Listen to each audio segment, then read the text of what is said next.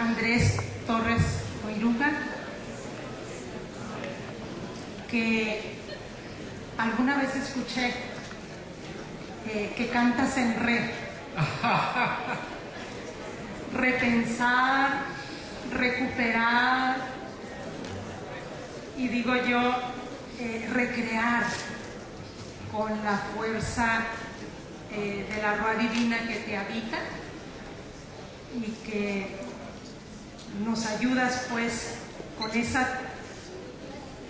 una preocupación fundamental que tienes de repensar la fe, de modo que actualizando su comprensión sea posible recuperar hoy la experiencia cristiana originaria y por tanto ayudar a recrear la vida, esa vida en abundancia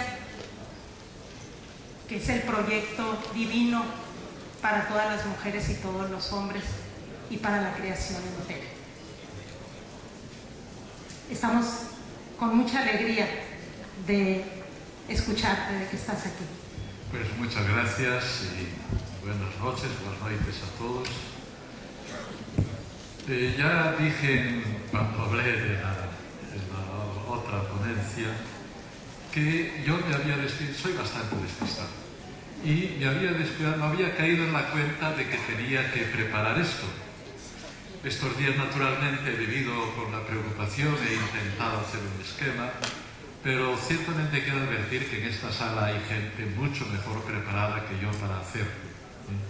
Pensar, porque el tema es las relaciones o comparación o diálogo entre la teología de la liberación y la teología europea. En esta sala hay muchos teólogos y teólogas que han estudiado en Europa, por lo tanto están metidos en las dos realidades, están metidos aquí viviendo la teología de la liberación y ya han estudiado en la teología europea, se han formado allí.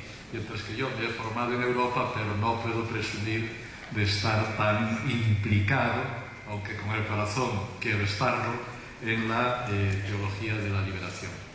Por eso os pido un poco de misericordia, el principio de misericordia, para comprender lo que voy a decir, que de todas maneras va a ser dicho en plan fraternal, por lo tanto es postulando un diálogo. No voy a poner dogmas, sino que voy a dar una impresión global y acabaré haciendo preguntas que son preguntas para mí y preguntas para ustedes, para la teología de la liberación, para entre todos intentar responderlas, porque creo que el ideal es que el diálogo nos enriquezca y ayude a todos.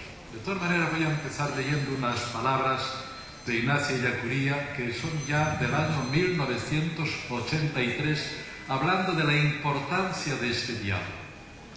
Escribía él en el diario El País: a la teología de la liberación le interesa mucho saber lo que de ella piensa Europa, tanto para hacer mejor su tarea teológica como para realizar mejor su empeño de liberación.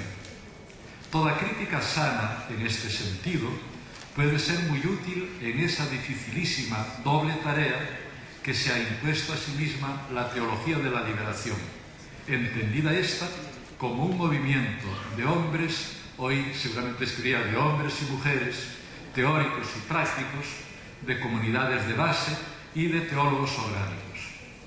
Pero también a la teología de la liberación le interesa decir su palabra a Europa como parte del centro dominante desde la periferia dominada, y esto tanto en lo económico como en lo político y en lo cultural.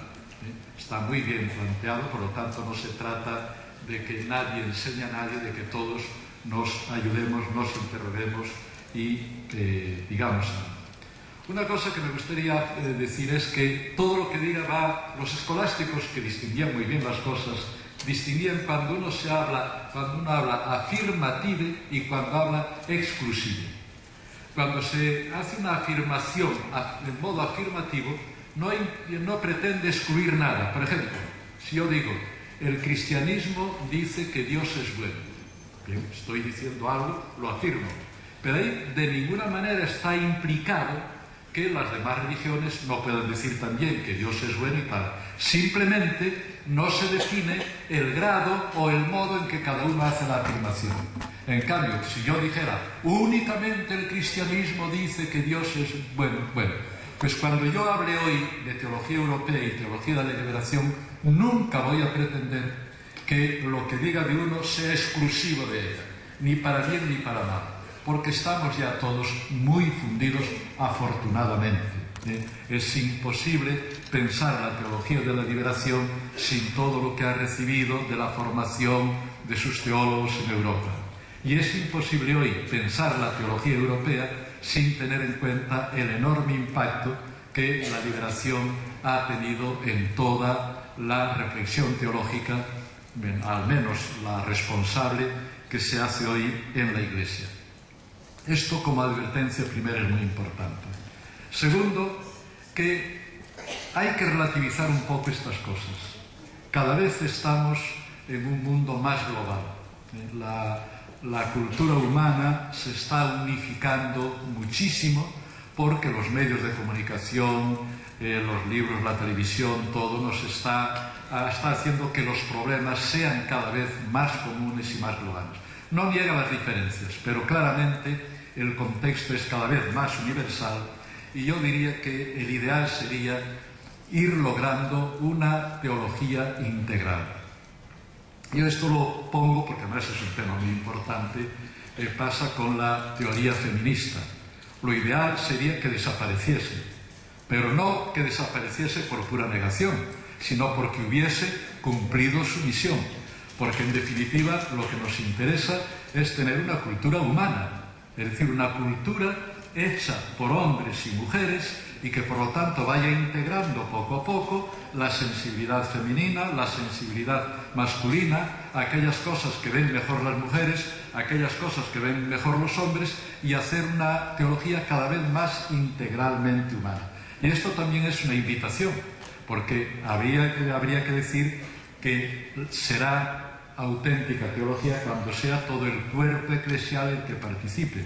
Yo recuerdo cuando tenía una clase de teología para seglares que duró muchos años y fue de las veces que yo más gocé enseñando teología, porque era gente normal que tenía inquietud por conocer mejor su fe.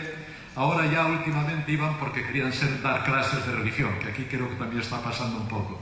Pero entonces más bien era la gente que se sentía inquieta de comprender su fe. Y eran unas clases de una enorme participación, de una cordialidad. Y yo el primer día decía, bueno, aquí todos somos bautizados y bautizadas. Por favor, enchufen todos su cerebro, porque aquí todos tenemos derecho a hacer teología. Y esto yo creo que vale para toda la Iglesia. Todos tenemos derecho a hacer teología y solo habrá teología verdaderamente cristiana cuando vaya integrando todas las aportaciones de la comunidad, que por lo demás pertenece muy bien al concilio, que ha puesto en la base de toda su eclesiología y por lo tanto de toda la vida y del pensamiento eclesiales el pueblo de Dios. Y dentro del pueblo se van realizando las distintas actividades y funciones. Por lo tanto, todo lo que sea poner en pie y en marcha al pueblo entero de Dios es lo que hace. Por lo tanto, repito, no va a ser una teología del auto, una reflexión de sino de esto y esto también. Lo que no quiere decir que no vaya a hacer preguntas y que también me las haré a mí y que tendremos que intentar recuperar, porque lo que no podemos es pensar que la teología de la liberación acapara para sí determinadas cosas o que la teología de la europea las acapara. No. Normalmente lo que digamos de una valdrá también para la otra, y en lo que podemos pensar son en acentos, en modos específicos de estar pensando y viviendo lo mismo que todos tratamos de vivir. En este sentido, si hubiera que hacer una caracterización muy general, yo me voy a valer de un artículo de John Sobrino, no sé si está por aquí todavía, que lo ha escrito ya hace bastantes años, y él decía que la apuesta fundamental de la teología en la modernidad, y eso a mí es un tema que también me interesa mucho, tiene dos grandes polos. Hay un polo, él decía subjetivo, podríamos decir un polo teórico, un polo donde entra la construcción de la subjetividad humana en todas sus dimensiones, de pensamiento, de sentimiento, de libertad, y hay el polo de la revolución social. Esta revolución social de la que decía Hegel, que es la más fundamental. Hegel decía, hablando de la Revolución Francesa como índice y símbolo de la gran revolución social, de la autonomía social que se descubre con la modernidad, decía, desde que el Sol es Sol y los planetas giran en torno a él, no se había visto revolución más grande, porque por fin la realidad se pone sobre su cabeza. Quería decir que la sociedad se construye con nuestra racionalidad y con nuestra libertad humana. No podemos seguir pensando que hay pobres porque así Dios lo ha destinado o porque es una fatalidad histórica. Sabemos que si hay gente pobre es gente empobrecida. Y esta gran revolución social realmente determina toda la vida humana, pero también está acompañada naturalmente por todo un modo de pensar y concebir. Quien estaba diciendo esto era un filósofo, que caía en la cuenta de esto. Bueno, pues John Sobrino decía, y creo que tiene toda la razón, que podíamos pensar la teología europea más preocupada, no únicamente, más preocupada por la parte del sujeto subjetiva, y la teología de la liberación más preocupada por la revolución social, es decir, por la realización práctica de todo aquello que es nuestra fe, nuestra vida, de lo que es la actitud de la Iglesia. Como dos polaridades, creo que sí que realmente pueden caracterizar una teología más empeñada en transformar la realidad social, sobre todo porque está preocupada por el pobre y por el sufrimiento, y otra teología más empeñada en aceptar los desafíos de la modernidad, de repensar la fe, de liberar la libertad, de lograr una autonomía humana más realizada. Teniendo esto en cuenta, podemos pensar en distintos problemas o distintas ya caracterizaciones más concretas. Si empezamos por la teología de la liberación, indudablemente su gran caracterización, se ha repetido aquí hasta la saciedad, es la preocupación por el pobre, por el empobrecido, y no solo simplemente por el pobre económico, sino por todo aquello que muestra la menesterosidad, la necesidad, el sufrimiento, los problemas, las contradicciones de la realización de la vida humana, sobre todo atendiendo a aquellas personas que más lo padecen y lo sufren. Como ven, esto lo hay en todas partes, pero realmente la teología de la liberación en un continente que entonces, todavía hoy, pero estaba más castigada, diríamos, por la injusticia social, por la pobreza, por el no hombre, etcétera, etcétera. Eso realmente es claro que caracteriza, y es la marca, diríamos, de la teología de la liberación. Casaldáliga, yo esto se lo he escuchado a John Sobrino, no se lo he escuchado directamente a Casaldáliga, dice que hay dos absolutos, Dios y el hambre.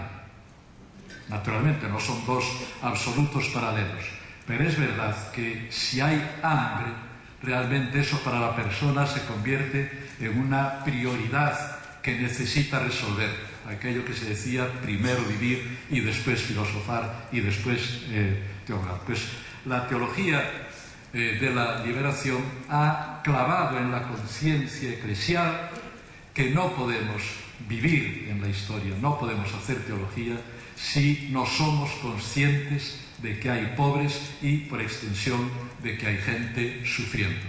Y esto realmente lo ha convertido en algo irrenunciable para toda la teología que se haga en cualquier parte del mundo. Yo creo que esto, cualquier teólogo, y yo creo que esto nos pasa un poco a todos, tiene mala conciencia cuando no se preocupa suficientemente del problema de la pobreza y del sufrimiento.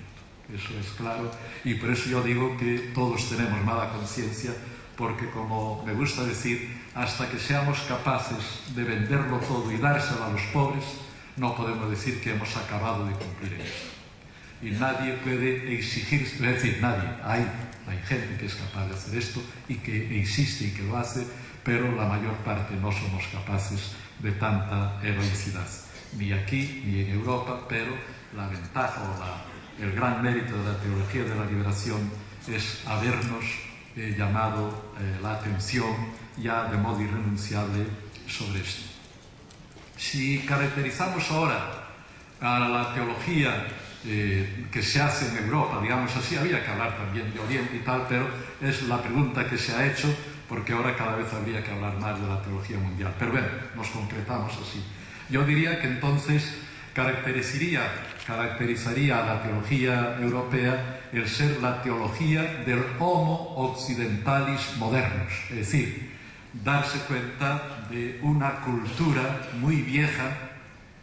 También estas son viejas, pero la cultura que estamos manejando es esta, que tiene una tradición muy secular y que en la Ilustración hace una crisis de una enorme profundidad, un cambio radical de paradigma cultural y que pone a la teología, en eso he insistido para explicar el concilio, en la necesidad de repensar todos sus conceptos, sí, todos los conceptos de la teología, justo porque es una teología muy vieja. Prácticamente en el siglo V y VI, con San Agustín y San Juan Damasceno en Oriente, estaba acabada, y luego hay reediciones, hay la reedición del siglo XIII entre franciscanos y tomistas, y luego vienen reediciones neoescolásticas, pero en el fondo los conceptos que manejaba la teología estaban ya hechos en la Edad Media, prácticamente todos. Fijémonos que todavía hoy hay gente que quiere volver a poner de texto la Suma de Santo Tomás de Aquino, y hay una fuerte corriente en la Iglesia para hacerlo. A mí me parece un disparate querer responder a las preguntas del siglo XXI con una teología forjada en el siglo XIII, pero así a veces sucede con la historia.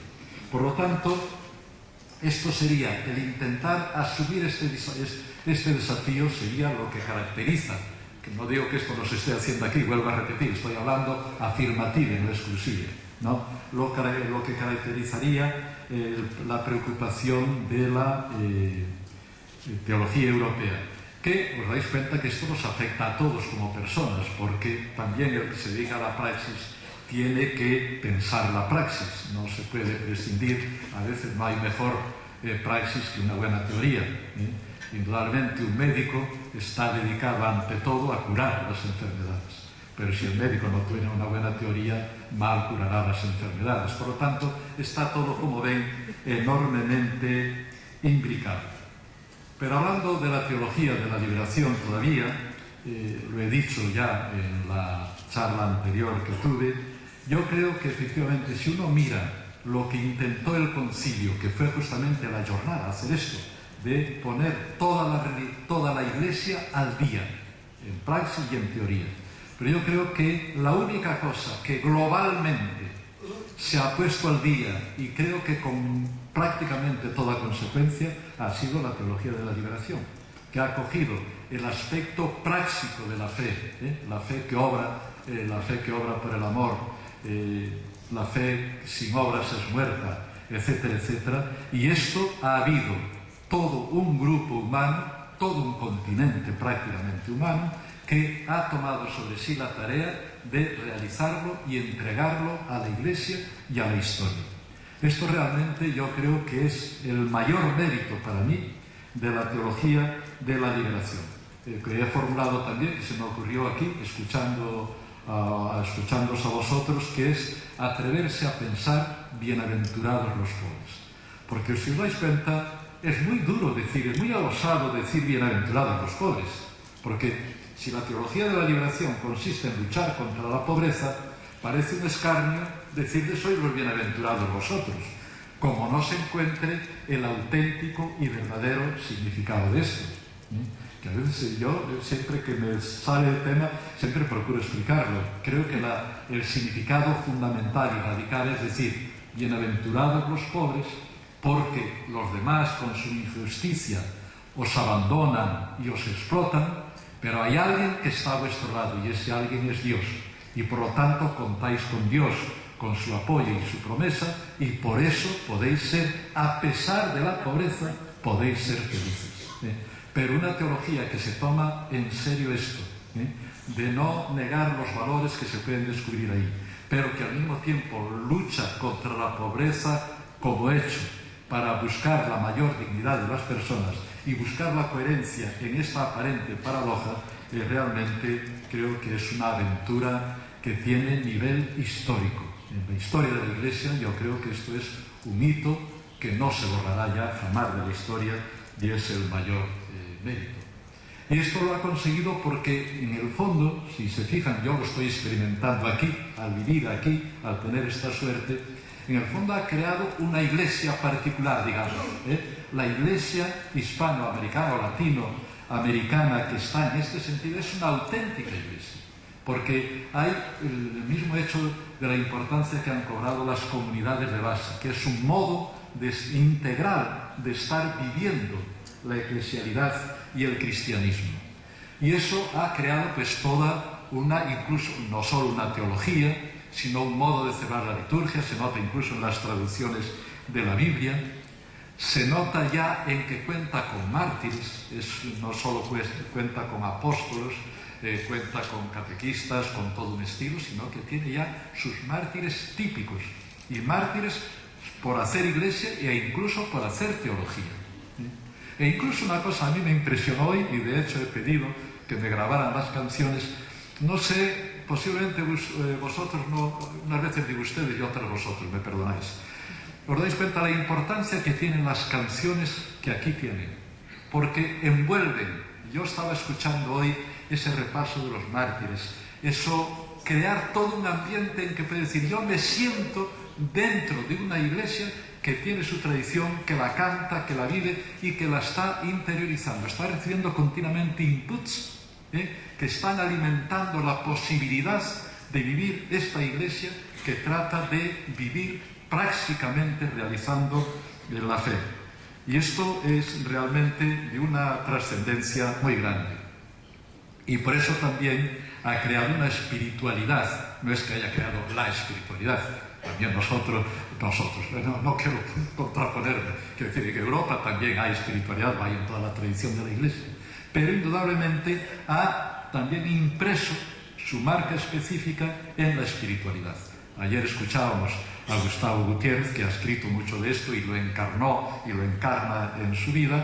Es una espiritualidad que no nos deja tranquilos si es una espiritualidad que se queda en lo etéreo, en lo espiritualista, en lo intimista, sino que es una espiritualidad que se hace realidad, encarnándose en la comunidad, encarnándose en las necesidades, es decir, que marca un estilo. No es única, porque esto también existe. Tenemos todas las órdenes dedicadas a los pobres, hay gente entregada en los barrios y en el mundo rural, también allá, y empezando por mi Galicia, que hay gente absolutamente entregada y extraordinaria, pero me refiero que como grupo universal y como planteamiento y reflexión teológica es algo que está marcado desde aquí. Igual que sucede con el partir desde abajo, es decir, realmente lograr poner en pie eclesiológico, en pie eclesial a todo el pueblo.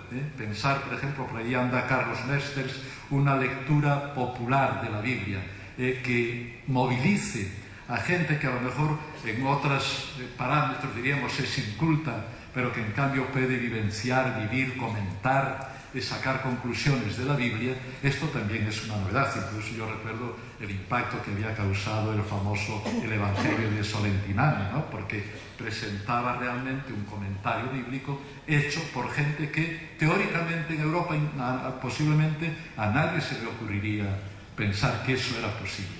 Y eso nace porque hay un estilo, hay un espíritu, hay una vida que es capaz de suscitar todo eso.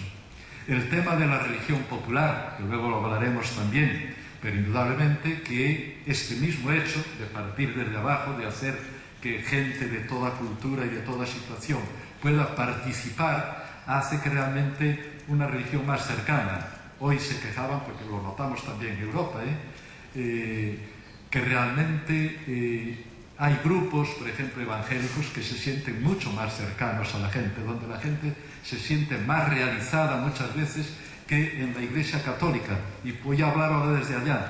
Indudablemente que a mí a veces me da pena la mentalidad de los testigos de Jehová por la estrechez y el cierto dogmatismo, pero muchas veces les defiendo porque yo veo a gente que llega a lo mejor a mi puerta y normalmente si no estoy muy ocupado les abro y les escucho, porque veo gente del pueblo que por fin están, o intentan ver mi biblioteca allí, que intentan convencerme, y yo les mire, yo llevo toda la vida estudiando esto, pero intentan, pero les admiro porque veo gente del pueblo que está viviendo en persona ellos y con originalidad y sintiéndose sujetos activos del Evangelio y de la evangelización, y eso para esta gente es una salvación. Posiblemente, indudablemente me encantaría que tuvieran una teología mejor y una piedad más ilustrada, pero entre eso y que estén en un banco de una iglesia con rutina cuando van y que se sientan más bien una cosa pasiva y tal, prefiero eso, aunque luego pues tenga sus costos.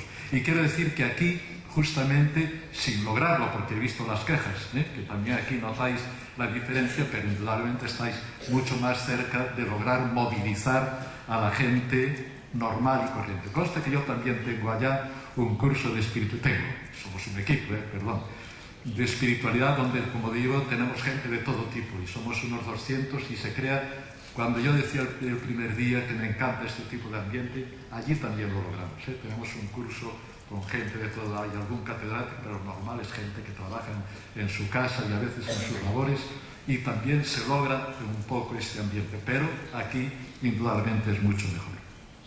Y luego también está todo este mundo que nos ha hablado hoy, luego volveremos sobre él, Leonardo Boff, del respeto a la tierra, de identificación con la naturaleza, que incluso pues, ha habido literatura, el famoso discurso del jefe indio, todo eso que ha impactado mucho en Europa.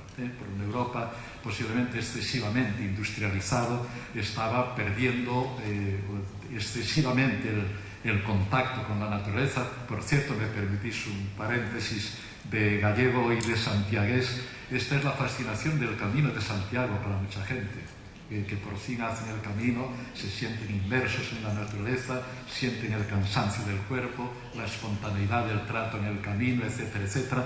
Bueno, pues esto también aquí, indudablemente, todo esto, que creo que tiene también sus límites, pero que esta vinculación con la tierra madre, todo esto es también algo que la teología de la liberación ha revitalizado y ha entregado a todos, con las consecuencias en la teología ecológica, en la piedad ecológica, en la ecología, eso está ahí. Y también hoy hablaba Susi, pues, de los nuevos y otros, de los sujetos históricos, indudablemente que la teología de la liberación, sin poder acapararla, pero ha influido, sin duda ninguna, en la teología feminista, en las teologías asiáticas, africanas, de las que nos ha hablado hoy Pan, en fin. Realmente es una sementera, un sembrado de ideas, de posibilidades y de nuevas y novedosas orientaciones.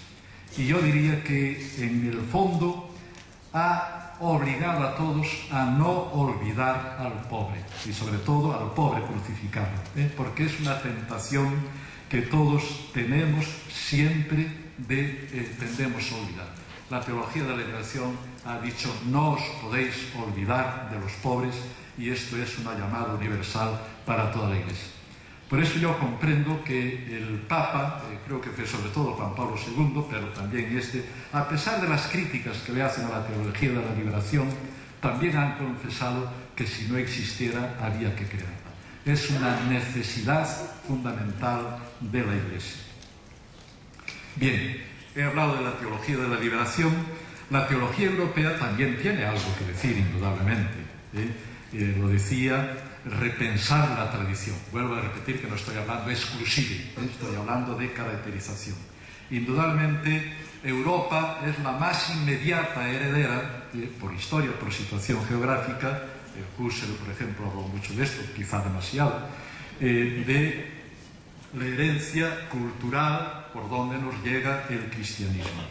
Y por lo tanto es la que se encargó, diríamos, más directamente de repensar esa tradición, sobre todo, como decía, en las condiciones de la modernidad. Es decir, de una ruptura cultural de alcance universal, histórico, repensar todas estas todos estos conceptos, todos estos incluso instrumentos que tenemos. Pensemos, por ejemplo, que el atreverse a estudiar la Biblia y estudiarla críticamente, de ese hecho que hoy nos parece normal, Albert Schweitzer dijo que posiblemente sea la mayor aventura que se ha hecho en la historia religiosa humana, que una religión se haya atrevido con sus textos sagrados someterlos a crítica. Por ejemplo, el Islam todavía no es capaz de hacerlo, someter los propios textos sagrados a una crítica a veces implacable, y que todavía está en marcha, y que yo creo que todavía le quedan kilómetros. Yo creo que todavía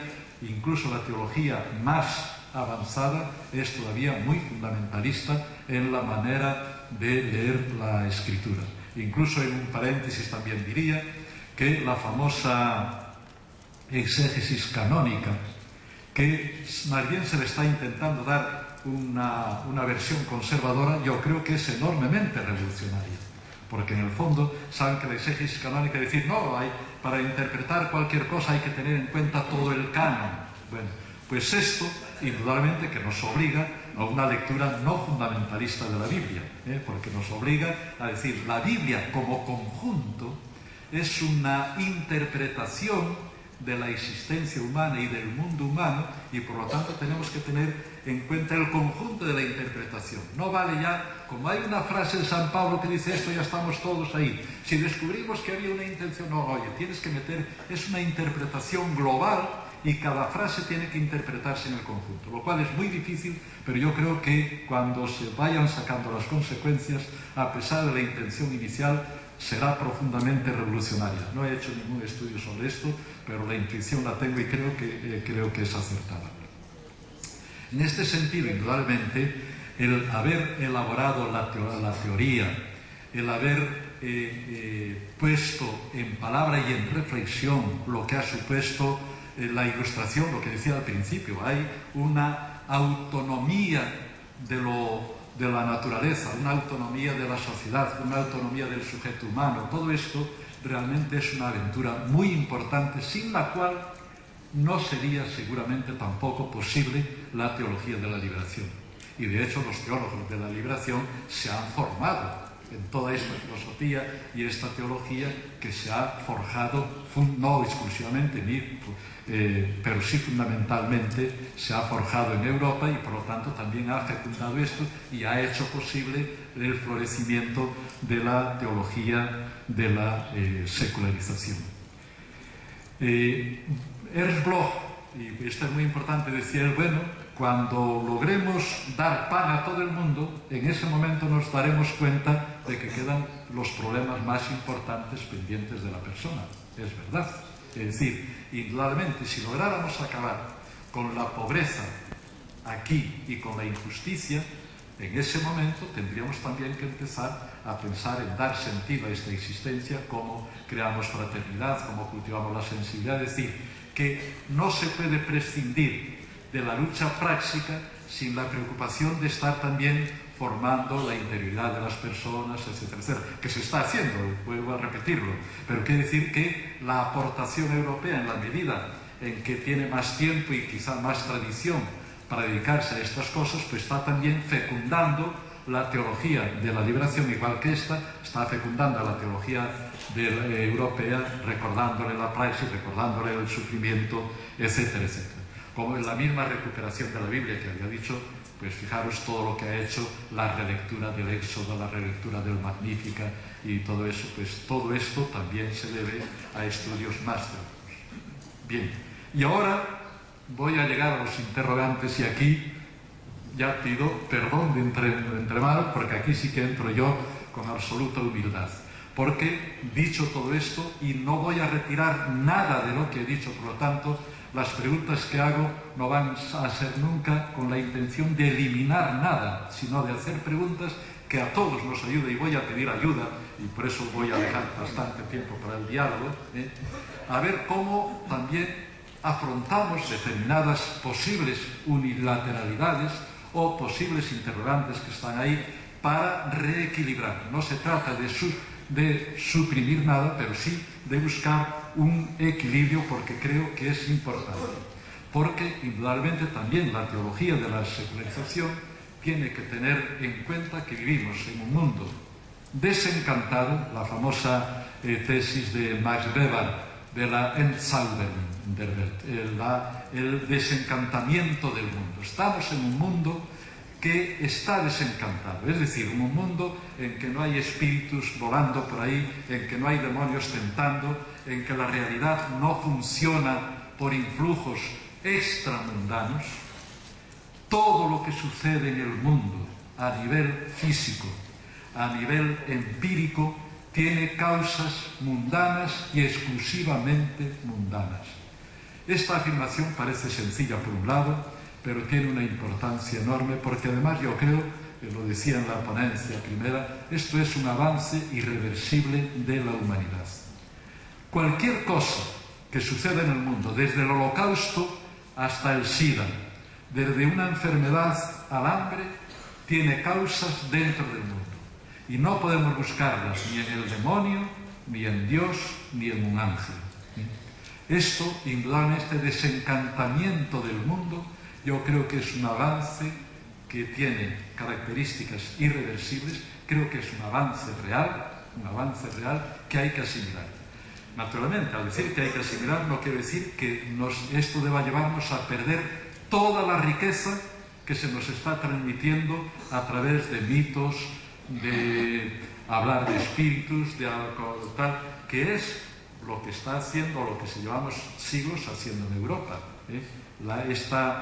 En Europa y también aquí, vuelvo a repetir, estoy caracterizando, ¿no? Pero quiere decir que el tomarse en serio el desencantamiento del mundo, es decir, la autonomía de las realidades terrenas en su funcionamiento terreno, a nivel físico, a nivel social, a nivel psíquico, y yo diría incluso a nivel moral, y esto está proclamado por el Concilio. Pues si por autonomía del mundo se entiende esto, hay que decir que debemos respetarlo, y no respetarlo trae graves daños. Y lo mismo, que es parecido, es otra versión de la secularización. Esto hay que tenerlo en cuenta. La teología de la liberación también tiene que tener esto en cuenta. Y aquí sí que tenemos que juntarnos todos para encontrar el equilibrio, tanto en Europa como aquí, a la hora de sacar las consecuencias. Porque tenemos que darnos cuenta que estos procesos de secularización y desencantamiento pueden que no hayan llegado todavía a todo el mundo, pero podemos estar seguros que llegarán y que están llegando. Una vez que entre en un sitio la televisión, o que entre la radio, o que uses un ordenador, o que enciendas una bombilla eléctrica, estás metido en este proceso que no tiene vuelta ni debe tenerla. Otra cosa es que la usemos bien y que la controlemos, Pero este avance tecnológico está cambiando toda la mentalidad, porque es así, y ya nadie puede pensar que el sol se pueda detener sobre Gabaón. Eso podía pensarlo Josué, pero eso es absolutamente impensable hoy. Y aunque a una persona súper piadosa le dicen, descomulgamos si no dices que la tierra gira, que el sol gira alrededor de la tierra, esta persona no puede creerlo aunque quiera, porque sabemos que hay unas reglas astronómicas que funcionan y tenemos que ir. Y si nos dicen, mira, si nos rezan mucho, no se va a acabar el hambre en África, pues tampoco. El hambre en África habrá que acabarla cambiando las circunstancias económicas, las relaciones norte-sur. Otra cosa es saber cómo el orar nos puede ayudar a hacer eso. Pero eso tenemos que hacerlo nosotros, no lo van a hacer los ángeles ni Dios. Tenemos que hacerlo nosotros. Y si no, quedará sin hacerse para siempre y bajo nuestra responsabilidad. Bien, entonces, y quiero decir que a esto están llegando todos. Puede que viváis, algunos de vosotros, trabajando en determinados ambientes en que muchas cosas de estas todavía no sean, pero serán. Y también la fe y la teología tiene que pensarse para el futuro, incluso por respeto. No se podría, por ejemplo, hacer una pasada diciendo vamos a que la gente permanezca en esta situación, que no llegue todavía aquí la autonomía de las realidades terrenas, que no se enteren del desencantamiento del mundo y de la secularización para que vivan bien. Eso sería una indignidad, porque sería tratar a estas personas como infrahombres. Hay una anécdota que voy a contar para que pueda iluminar algo esto que me pasó con un compañero. en Galicia, como en todas partes, hay santuarios. Y en algún santuario me estaba comentando un compañero mío, antropólogo, que estaba muy contento porque algunas personas iban de rodillas, a veces sangrándole las rodillas, alrededor del santuario porque querían obtener una determinada gracia. Yo le decía, a mí me parece un disparate eso. Dice, ¿cómo no? Eso es un bien cultural, es una cosa muy tal, porque hay una carga simbólica. Y yo le digo, oye, ¿tú querrías que tu madre hiciera ese rito? Ah, mi madre no. ¿Y tú harías ese rito? Yo tampoco. Bueno, pues tienes que respetar a la persona que lo hace. No estoy hablando mal de la persona que lo hace. Yo si la veo y he visto en algún caso, la respeto profundamente. Pero en la medida en que esté en mi capacidad, trataré de ayudarla a que comprenda que eso no le gusta a Dios, que Dios no quiere eso. La respeta y le quiere muchísimo a ella, pero digo que Dios no quiere que hagamos ese tipo de piedad. Bien, pues esto creo que es un símbolo de lo que me parece que tiene que ser un principio también para la teología indígena, para la teología que se haga. Es decir, lo que valga para nosotros tenemos que aspirar a que valga o que llegue a valer para todas las personas, porque todos somos exactamente iguales ante Dios. No sé si se entiende bien lo que quiero decir, porque tendría miedo a que se me interprete mal. Lo que estoy postulando es la dignidad absoluta, igualitaria, fraternal y sororal, uso palabras así, de todas las personas. Y eso tiene que ser ideal y no quita para nada el respeto absoluto a todo lo que yo pueda ver a una persona y respetarla. Y mientras ella crea en eso, yo tendré que respetarla. Pero también tendré que tener la preocupación de ayudarla si me parece que no es el modo más correcto de interpretar la fe, también intentar ayudarla a que lo descubra. Naturalmente con un enorme respeto, porque también nosotros podemos exagerar por el otro lado. Bueno, entonces hablaré ahora de algunos temas. Esto es el ambiente en el que estoy hablando. Entonces, respecto de la cultura secular, que es más bien lo que estoy hablando ahora, ¿no? El darse cuenta de que el intervencionismo divino se ha acabado. Es decir, el pensar que porque yo le pida a Dios una cosa, va a hacerla Él, que hay una enfermedad, pues me voy a la iglesia y le pido a Dios que me cure de la enfermedad. Yo creo que eso debe acabarse, porque eso sería pensar convertir a Dios en una causa intramundana. Y si nosotros sabemos que las enfermedades tienen causas concretas, virus, traumas, bacterias, mala alimentación, lo que sea, hay que solucionar eso y de nada vale hacer novenas para eso. Y esto, yo a veces ponía un ejemplo un poco estúpido. Y dice, si yo tengo este dedo cortado y me voy al sagrario a pedir al Señor que me cure la hemorragia, moriré desangrado. Segurísimo. Bueno, esto es un poco brutal dicho así, pero yo creo que hay que tomarlo en serio. Y fijaros que claro, esto ahora no me dice, entonces Dios no cuenta nada. No, Dios cuenta, pero en otro nivel. Tenemos que encontrar, y ahí es donde viene la transformación, el Dios que nos está apoyando, este Dios que nos está creando por amor. Entonces saber que este Dios me está impulsando a que yo con toda generosidad haga lo posible con los medios humanos, del funcionamiento de la realidad creada, para arreglar lo que sea arreglable. Pensad, por ejemplo, en la parábola del buen samaritano.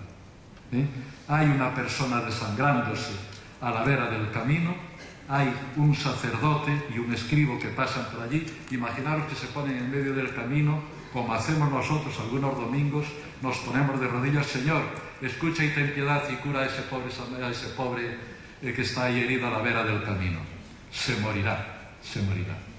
La única manera es hacerle caso a Dios, saber que estamos impulsados por Él y hacer como el samaritano, convertir la acción creadora de Dios, su amor que nos está llamando a ayudar, y convertir esa en acción histórica. ¿Qué significa esto? ¡Ah, qué bien, qué bien! ¡Qué bien, qué bien! Bueno, esto sería un aspecto que tiene consecuencias, como veis, por ejemplo, para la manera de orar. Algunos han dicho que yo niego la oración. Al revés, yo creo que es de lo más esencial que tenemos. Lo que postulo es que aprendamos a orar en este nuevo contexto.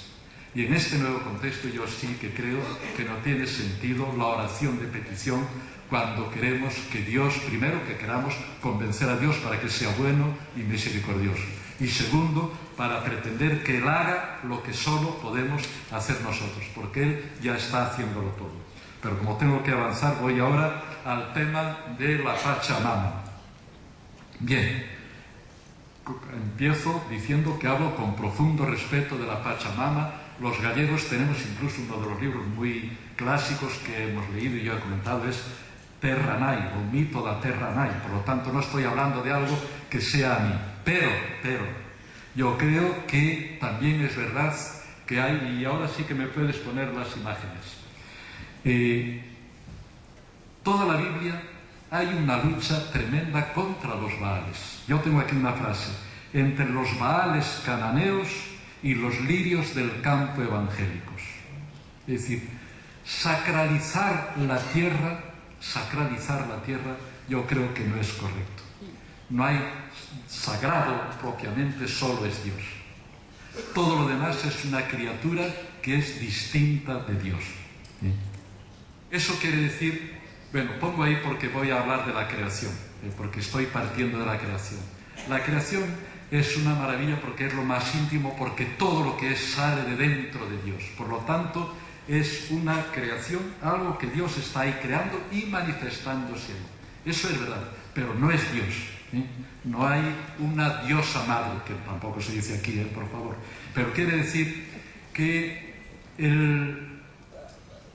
la Biblia, vamos a ver, cuando hace la creación del hombre, explico las imágenes. Ponme las dos, por favor. En una fachada sur de la Catedral de Santiago de Compostela, que es la única que queda de románico, hay una creación de Adán y Eva, a un lado y a otro. Y os fijáis qué creación más maravillosa, porque no nos pone a Dios que personalmente, no veo,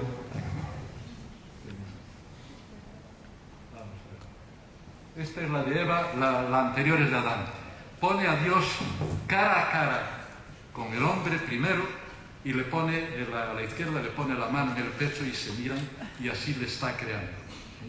Y al otro lado pone a Eva, que no la saca de Adán, está Eva también mirando todavía más cara a cara a Dios, y Dios le pone la mano en el pecho y le pasa la mano por atrás de la cabeza con un cariño infinito. Bueno, esto es la idea de la creación, que es Dios crea todo el mundo, pero culmina la creación con la creación de Adán y Eva, porque son los que tienen una relación inmediata con Dios. De tal manera que cuando se habla de antropocentrismo y se lo critica mucho, yo no lo criticaría, pero preferiría entonces hablar de antropofinalismo. Yo creo que Dios, al crear, al menos esta es la visión bíblica, y yo creo también en ella, que Dios ha creado todo en vistas a alcanzar la creación de la humanidad. Y si en otros planetas hubiera gente amorosa y libre y consciente, también valdría lo que digo para ellos.